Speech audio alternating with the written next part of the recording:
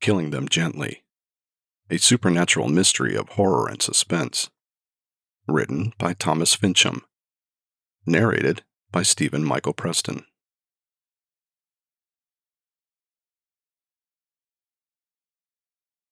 Boiling Them Gently, Episode 6. I tapped the steering wheel anxiously. I had been up for hours now. In fact, I couldn't remember the last time I had actually slept. If the lack of sleep hadn't already impaired my judgment in any way, I knew it would eventually catch up to me. Before that happened, I had to finish all the tasks given to me by my guardian angel Royce, who, by the way, had not shown up yet. I hated waiting. This meant I couldn't do anything else.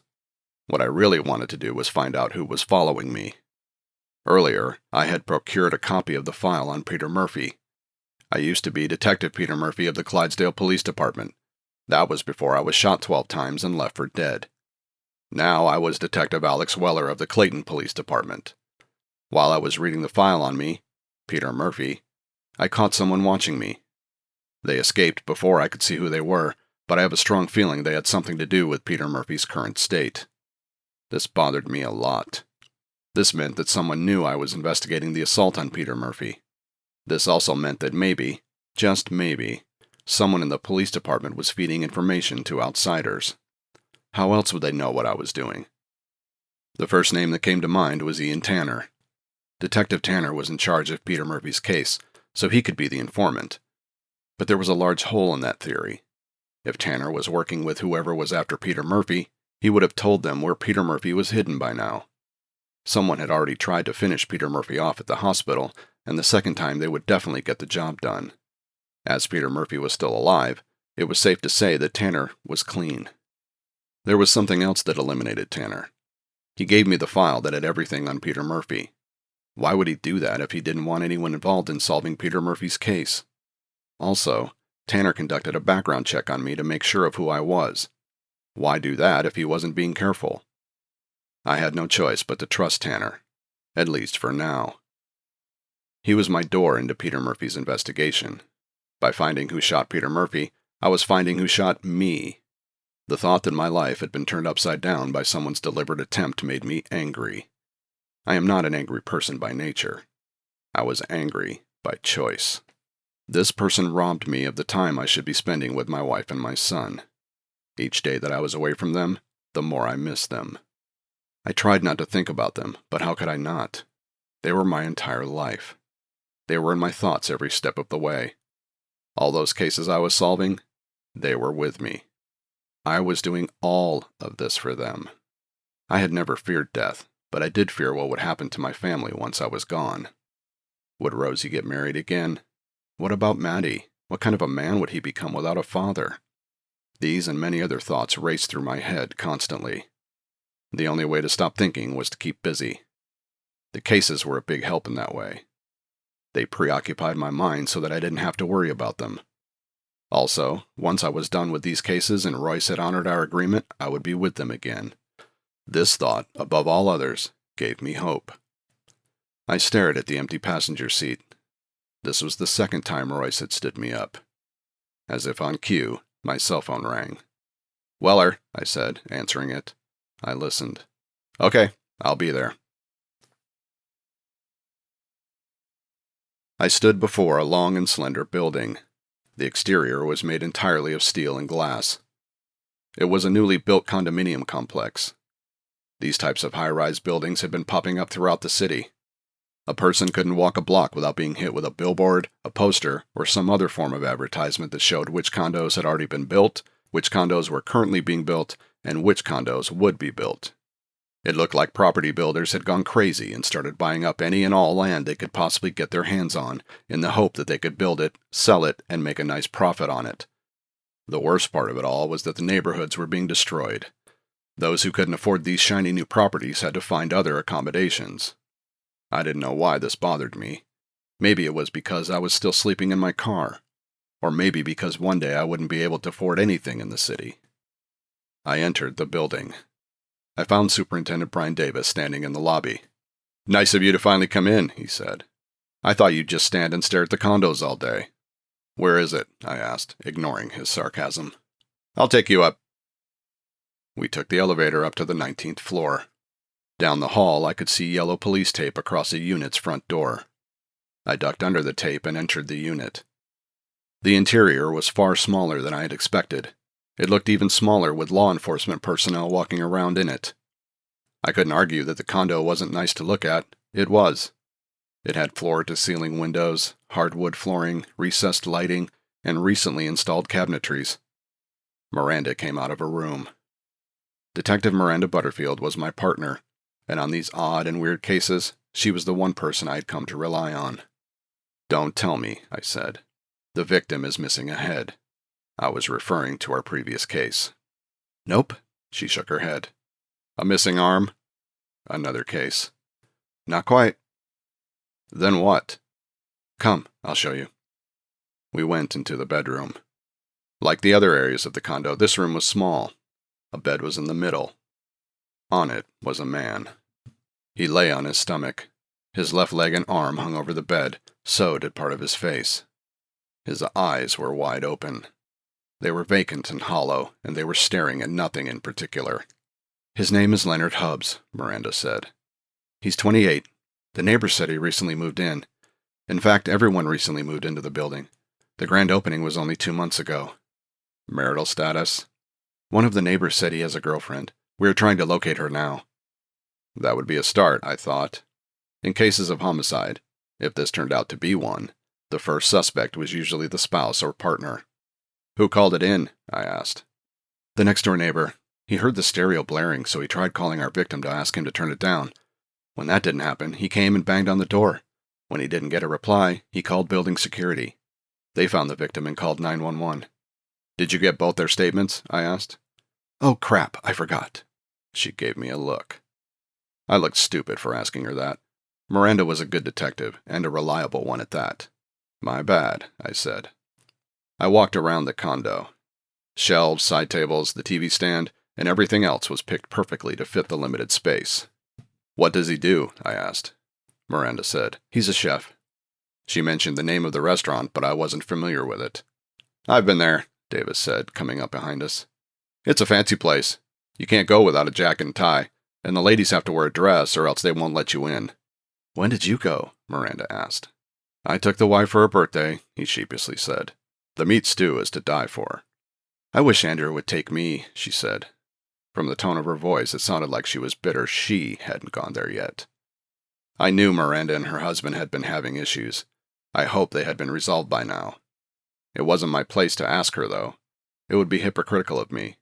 I was keeping my activities of my other life a secret from her. She wasn't aware of who Peter Murphy was or how we were linked. As far as she was concerned, I was Detective Alex Weller from the Clydesdale PD, who had done something so wrong that he was transferred over to the Clayton PD. I walked over to the kitchen. It was clean and, like everything else in the house, well organized. "Did you notice something different here?" I said. Miranda looked around and shrugged. "The sink," I said. "It's filled with dishes." "So?"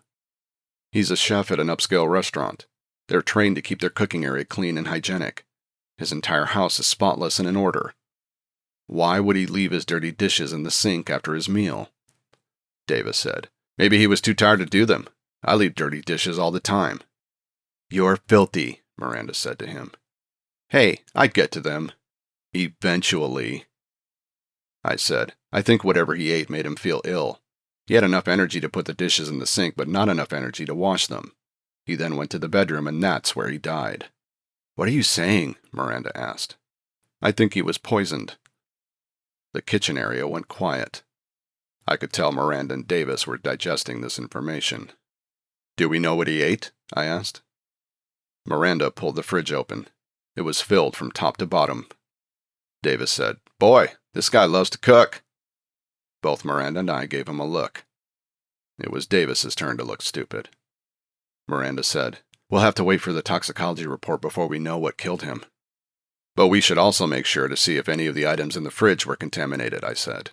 "Good thinking. I'll get someone to tag them." I left the kitchen and walked out to the living room. I stared out the expansive windows. The view of the city from this high up was spectacular.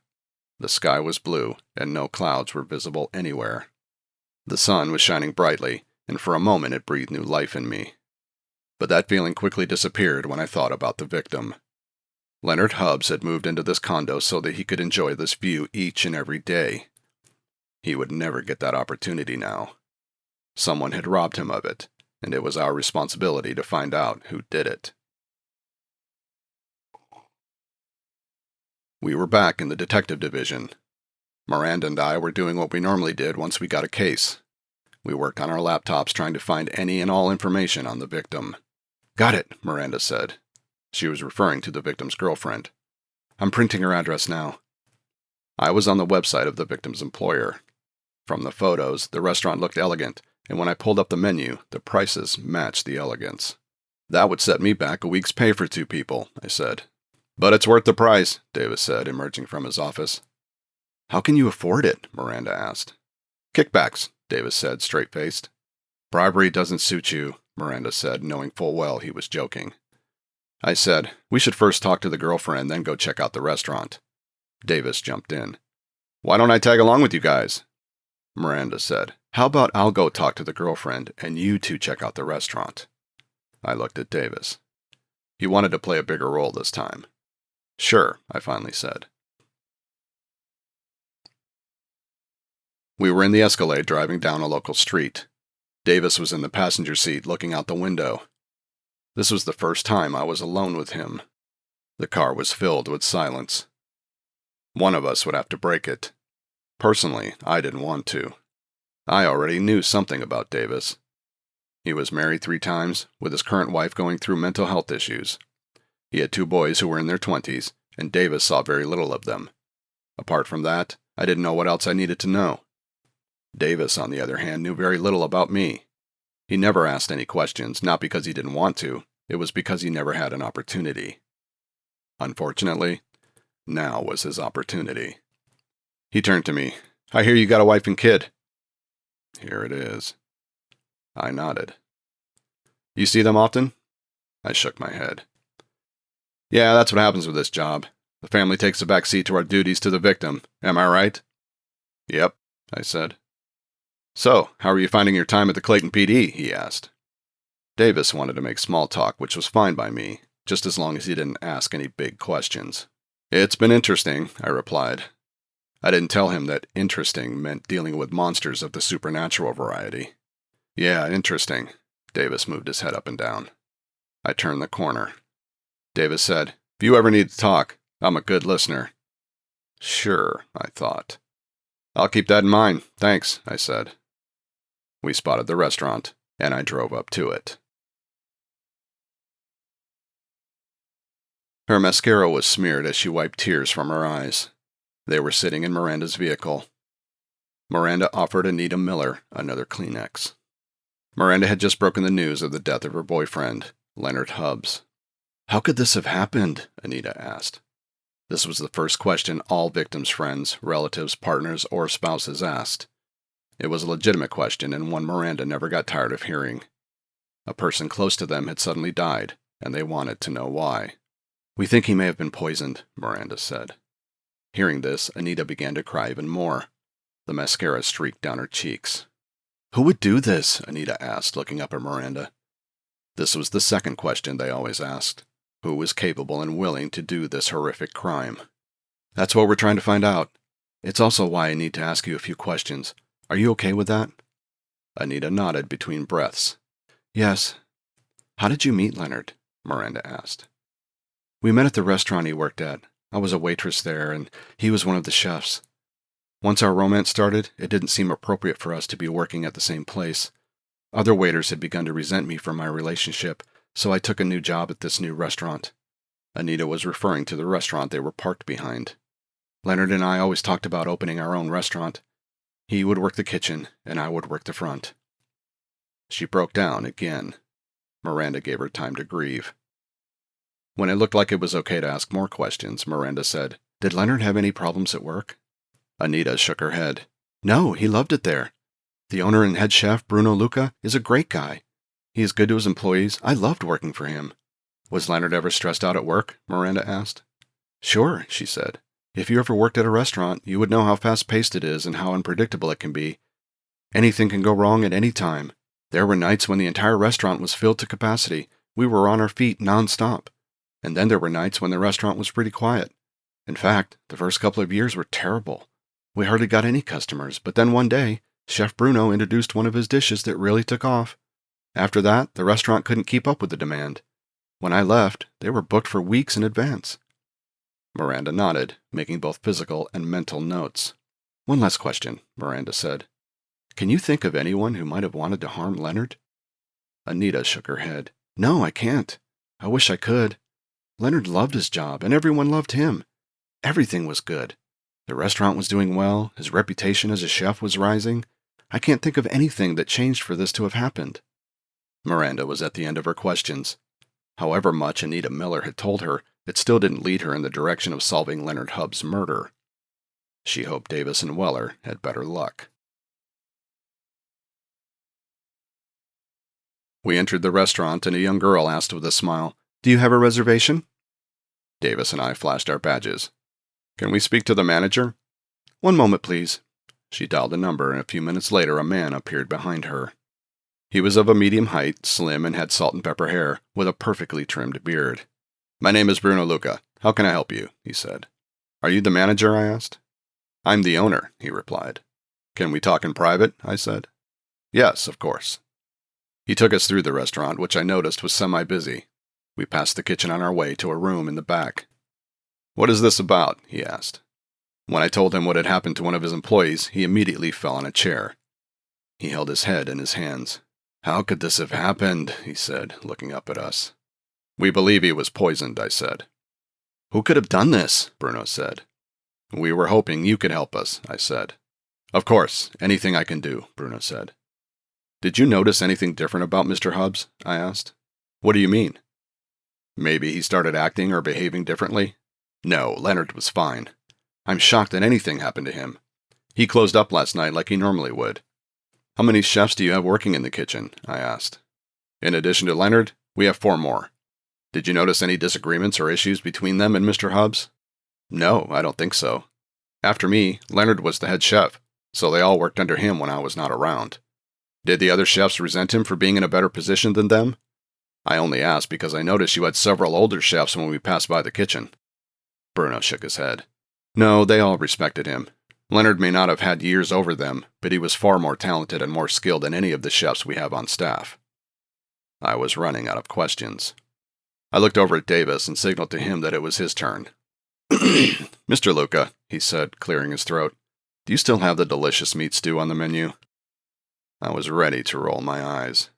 I was giving Davis a chance to participate in the case, and here he was asking about a meal. I'm sorry, but we removed it from the menu. It took a lot of work to prepare. That's why we are no longer as busy as we used to be, but we hope to have it back soon.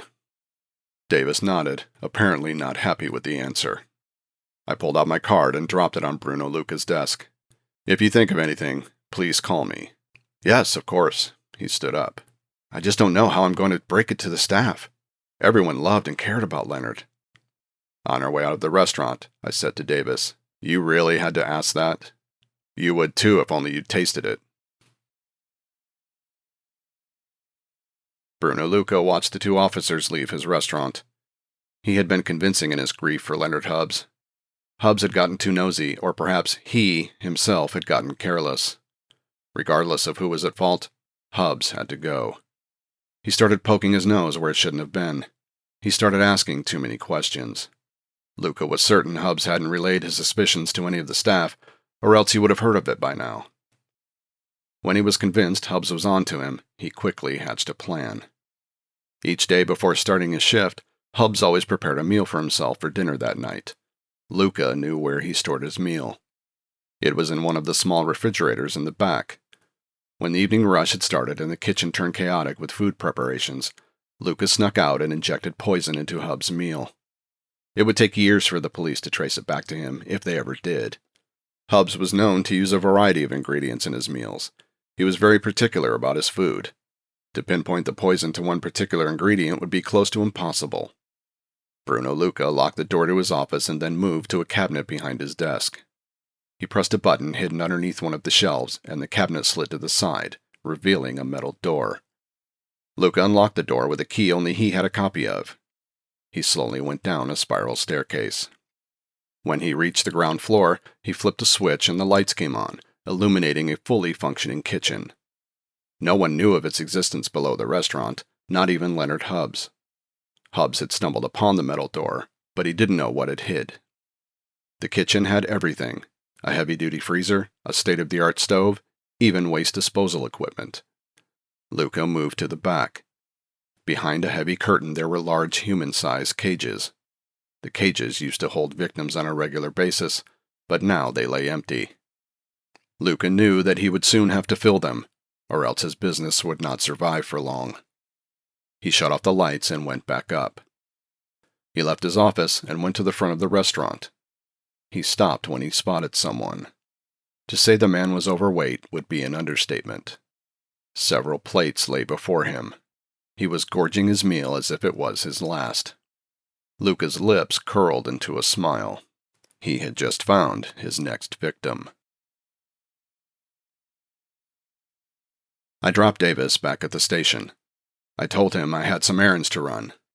Davis didn't seem too interested in my personal life. He was busy on his phone, probably with his wife. I found a diner, and after ordering something, I pulled out the file Tanner had given me. I had gone over it more than a dozen times, and still I could not find any links to who had shot Peter Murphy. I knew they were somewhere in the file. It was just a matter of putting them together. I pulled out my cell phone and dialed a number. "Detective Tanner," I said. "It's Alex Weller. I was going through the file, and I noticed there were no reports on the tire marks found at the scene." "We just received them this morning," he said. "It's from a Ford 4x4. I nearly dropped the cell phone. Someone in a Ford 4x4 had been following me. Could it be the same person? If it was, then I knew I was looking into Peter Murphy's case. This raised more questions. If whoever shot Peter Murphy knew I was on the case, did this mean he knew who I was? A shiver went up my spine. I shook my head. That was impossible. Me becoming Alex Weller was a miracle, one that was courtesy of a guardian angel. There was no way this man, or anyone else for that matter, knew who I really was. "Hello? Weller, are you there?" Tanner's voice broke through my thoughts. "Yes. Sorry," I said. "Can I ask you a question?" "Sure," he said. "Have you noticed anyone following you?" There was silence on the other end. This may sound odd, but yes," he said. "I've been getting this feeling that someone's watching me." "They are watching you," I said. "Do you know who it could be?" I wanted to warn Tanner. He was one of the good guys, and I needed his help. "I think it could be the same person who attacked Peter Murphy." "Are you sure?" Tanner's voice rose. "After you gave me the file, I saw someone in a Ford 4x4. "Did you say a Ford 4x4? Tanner nearly yelled. "Yes, but before I could confront him, he sped away." There was another silence. I heard deep breathing. He then said, "Do you know why someone was after Peter Murphy?" I wished I knew. I said, "We need to be more vigilant. For better or worse, we are now involved. These are dangerous people we are dealing with.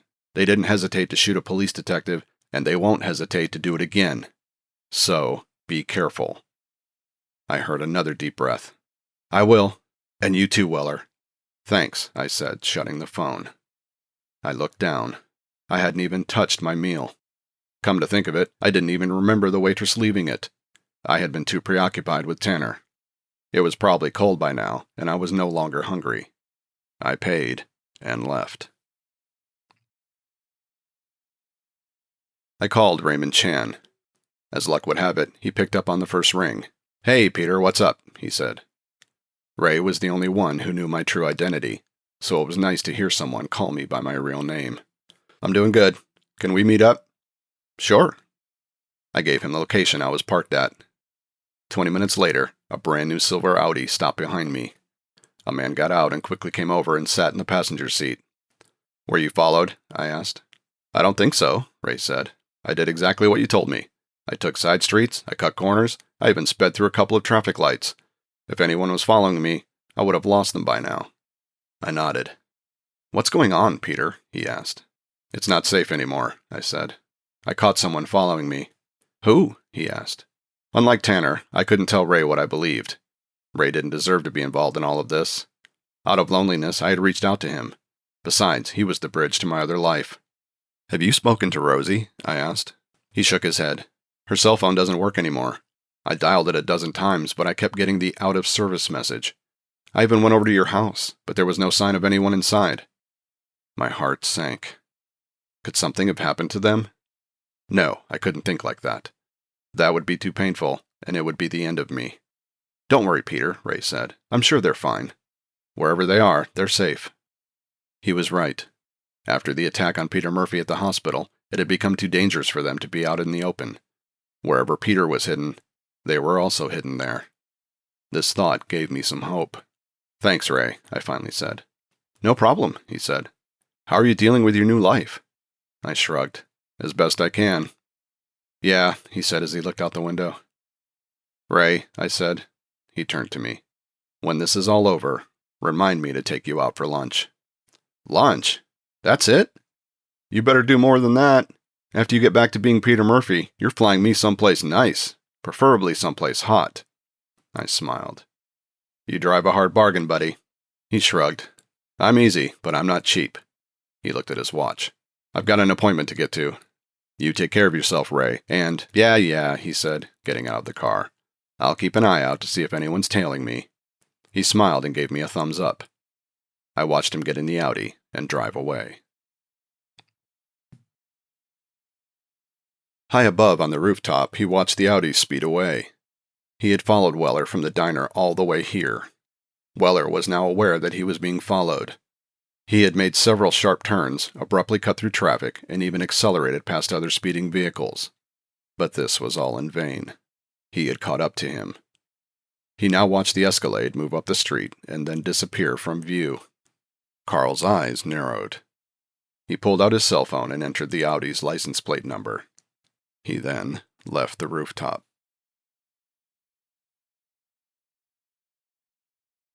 The restaurant was eerily quiet. Bruno Luca was working alone in the kitchen. His employees had already left, which gave him the privacy he needed to make the necessary preparations. He checked the time. He still had a few more minutes. He knew that what he was about to do was very risky. The police were already knocking on his door, but he wasn't too worried. They had no evidence linking him to Leonard Hubb's death. He could wait, of course. Let a few weeks or even months go by before he went after his next victim, but time was not on his side. His restaurant was struggling again. His main dish was no longer available, and customers had turned from being unhappy to downright disgruntled. They couldn't understand why he wasn't serving them their favorite dish. The only thing he could do was tell them he didn't have all the ingredients to prepare such a dish. What he couldn't tell them is what the major ingredient was: human flesh. If he told them, they would be horrified. They would call him a cannibal. Worse, he had fed them another human being. They were cannibals. But he had no choice. He had been on the verge of losing it all: his restaurant, his life savings, his reputation, everything. It was then that he had decided to change his fate.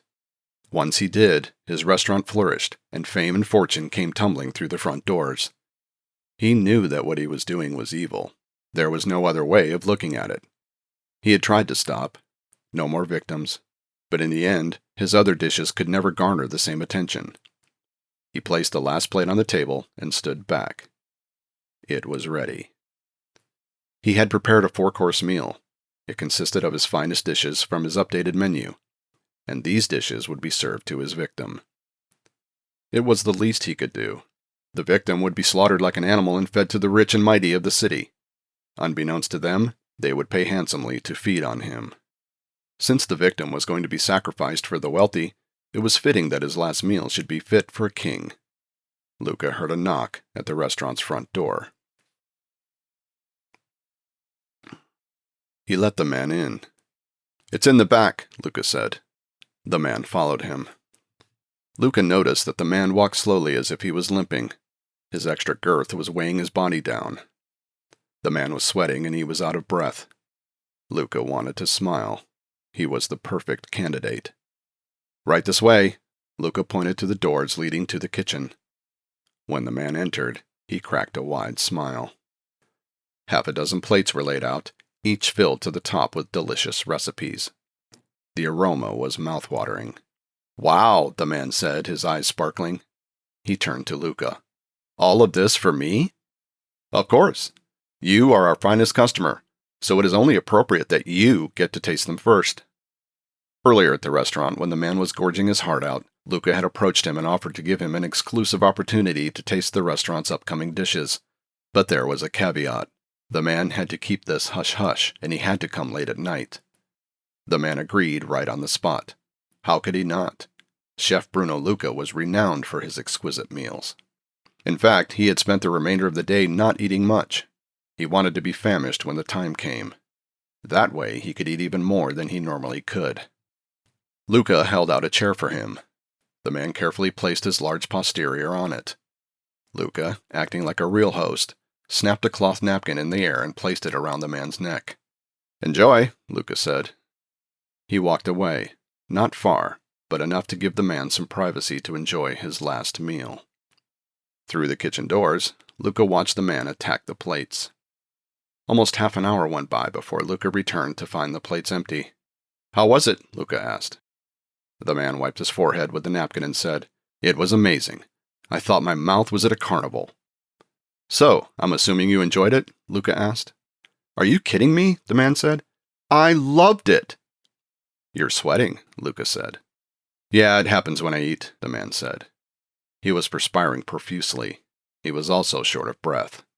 "Are you okay?" Luca asked, knowing full well he wasn't. Luca had drugged the meals. He had put plenty of it in, too. He knew it would take a larger dose to incapacitate a man of his size. "By the way," the man said, "I'm Louis, but my friends call me Lou." Luca cringed. The last thing he wanted was to know the man or his name. It was like knowing the name of a sheep, goat, cow, or lamb, and then eating it. It made the process more human, which was not how he wanted to know his meal. Sure, he was going to slaughter a human, but for him to go through with it, he didn't need to know anything personal about him. "Thanks for the food," Lou said. Moisture covered his upper lip. He licked it clean. Lou tried to get on his feet, but he felt wobbly. Luca didn't try to help. "I don't feel good," Lou said. The kitchen suddenly began to spin around him. "I feel sick." Lou tried to reach for the counter, chair, table, anything, but his fingers were too far away. He fell to the floor hard. His entire body shook as it made contact with the kitchen tiles. The side of his head smacked the tiles, splitting it open. Blood poured out. Luca quickly checked for a pulse. The man was still alive. Relieved, he placed a towel around the wound. The stew demanded that the meat be fresh. The man would be killed after all the ingredients were prepared, and not before. That way, he could guarantee the taste his customers had grown accustomed to. Luca looked at the man lying helpless on the floor. He knew his job was just beginning. He didn't have much time. In a couple of hours, the sun would rise. Soon after, his employees would start showing up. He had to have this place cleared before that.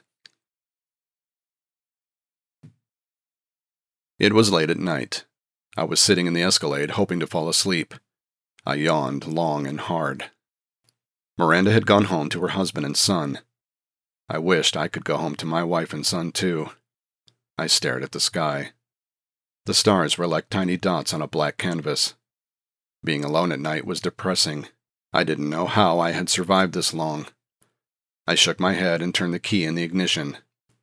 If I couldn't sleep, the least I could do was get some work done. I drove to the station. I passed through the lobby on my way to the elevators when I saw a woman at the front desk. "My husband hasn't come home," she said. The woman was slightly overweight. She wore a dress that went down to her knees. "His name is Louis Fantino," she said. "I'm sure he'll turn up soon," the desk officer said. "You have to find him," she pleaded. "Ma'am, if your husband doesn't come home in the next 24 hours, then we'll declare him a missing person." The woman was undeterred. "It's not like him." She flashed a photo of the husband to the officer. I walked over to them. "May I see that?" I said. The woman handed me the photo. I examined it. For some strange reason, I recognized him. My mind flashed back to the restaurant I had gone to with Davis. On our way out, I had seen a man having a meal. What struck me about the man was how large he was and how fast he was eating. I pulled out my cell phone and dialed a number. Bruno Luca was completely spent. It took all his strength and energy to bring the body down to his hidden kitchen below the restaurant. Normally, with other victims, he used the hatch outside that went directly down to the room, but he had to drag Lou through the restaurant, down the spiral staircase in his office, which turned into a nightmare, and then place him in one of the cages. He wasn't worried about Lou causing a fuss, though. The drugs would keep him unconscious for the next couple of hours, which would give him enough time to finish what he started. Luca began placing the ingredients in a large pot. He then lifted the pot and placed it on top of a stove. He was careful not to move or shove the stove. Ancient letterings and symbols covered the base of it. He knew their purpose. It was these ancient texts that gave power to his meat stew. He then began stirring the pot. I reached the restaurant and caught 2 cars in the restaurant's parking lot. One of them belonged to Miranda. She got out once she saw me. "It's the missing man's car," she said, pointing at the second vehicle. "I ran the license plate and his name came up." "You think he's in there?" I said, nudging my head toward the restaurant. "It looks empty, but where else would he be at this time of night?" Miranda said, looking around the deserted neighborhood. I banged on the glass door. Luca stopped stirring and tasted the sauce. It was just right. He would let it sit for a few minutes before adding the main ingredients. He grabbed a cleaver and moved to Lou's cage. He then heard a noise. It was coming from upstairs. Luca's fingers tightened on the cleaver. I kept rapping my knuckles on the glass, but a part of me knew it would be in vain. There was no possible reason as to why the missing man would still be at the restaurant. I had seen him there earlier, and naturally that was the first place we looked before we expanded our search. Miranda wasn't too happy when I had called her, but she still came. I now hoped her trip wasn't a waste. "We can always come back in the morning, partner," she said. I peered through the glass. All I saw was darkness. "When was the last time you slept?" she said, looking at me. I shrugged. "You need it. Heck, I need it." She walked over to her car. I moved towards mine. The lights came on inside the restaurant. The front door swung open, and I immediately recognized the owner. "Can I help you?" he said. "Yes," I said. "We are looking for the owner of that vehicle." I pointed to the idle car in the parking lot. "I believe he came to your restaurant. His name is Louis Fantino." The owner shook his head. "Sorry, I haven't seen him. We're closed now. Maybe you can come tomorrow." "Why are you still here?" Miranda inquired. "I'm the owner and the chef," he said. "My work is never done." "Can we have a quick look around?" she asked. He hesitated and then nodded. He held the door open for us. As we entered, Miranda whispered to me, "He looks nervous. He knows something." I noticed it too. It was the way he was trying to not make eye contact with us.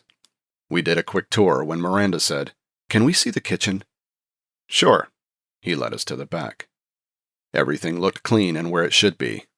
"I'm sorry," the owner said. "I've got a long day tomorrow, so I would like to head home and get some rest. If you leave me your business cards, and if I hear something, I'll give you a call." "Yes, of course," I said. "And thanks for letting us look around." "My pleasure," he said. As we were leaving, I noticed something on the kitchen floor.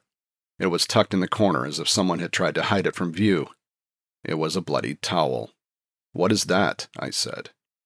The owner was on Miranda before I had finished the sentence. Even she didn't see it coming. He held a cleaver to her throat. I quickly pulled out my weapon and aimed it at him. "Put it down," I ordered. "No, you put it down," he said. The edge of the cleaver cut into her skin. "Shoot him," Miranda said. "I will ask you one more time," I said. "Put it down." It was then that I felt something. It came over me like a powerful wave. I fell unconscious. When I awoke, I was inside a large metal cage. I spotted Miranda in another cage. She was staring at me. I could see the fear in her eyes. I checked my pockets. We had been stripped of our cell phones, so calling for help was no longer possible. I grabbed the metal bars.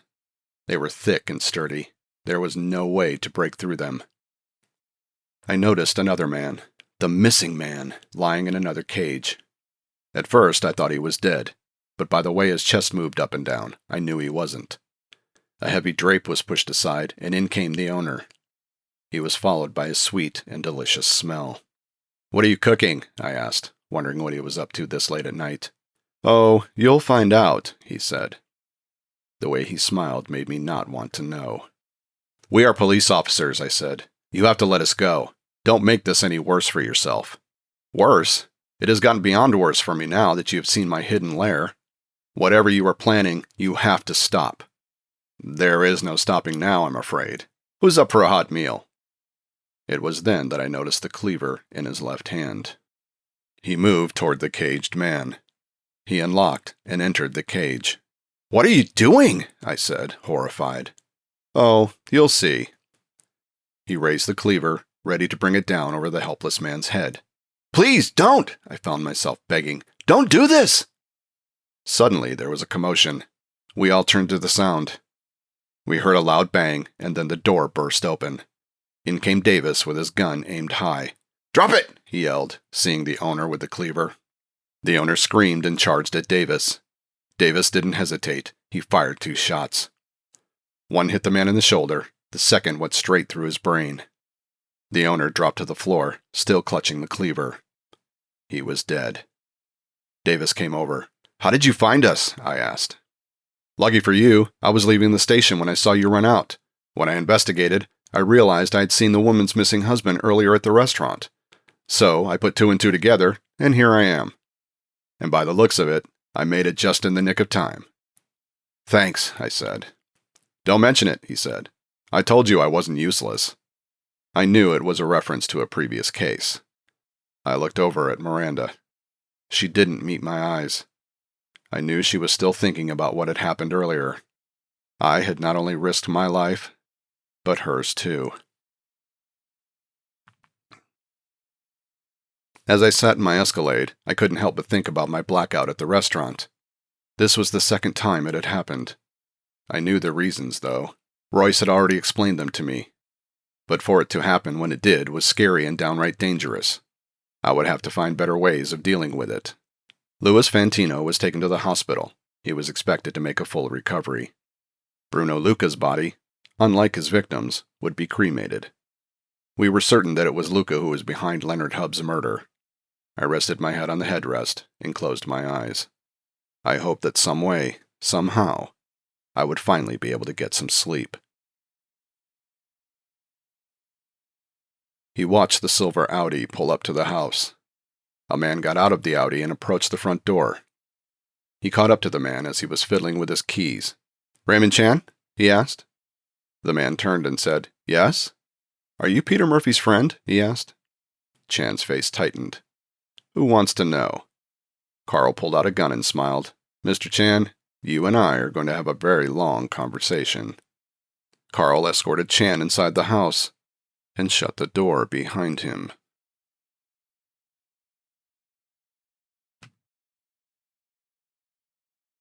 This has been Killing Them Gently, a supernatural mystery of horror and suspense. Written by Thomas Fincham. Narrated by Stephen Michael Preston. Copyright 2019 by Thomas Fincham. Production copyright by Thomas Fincham.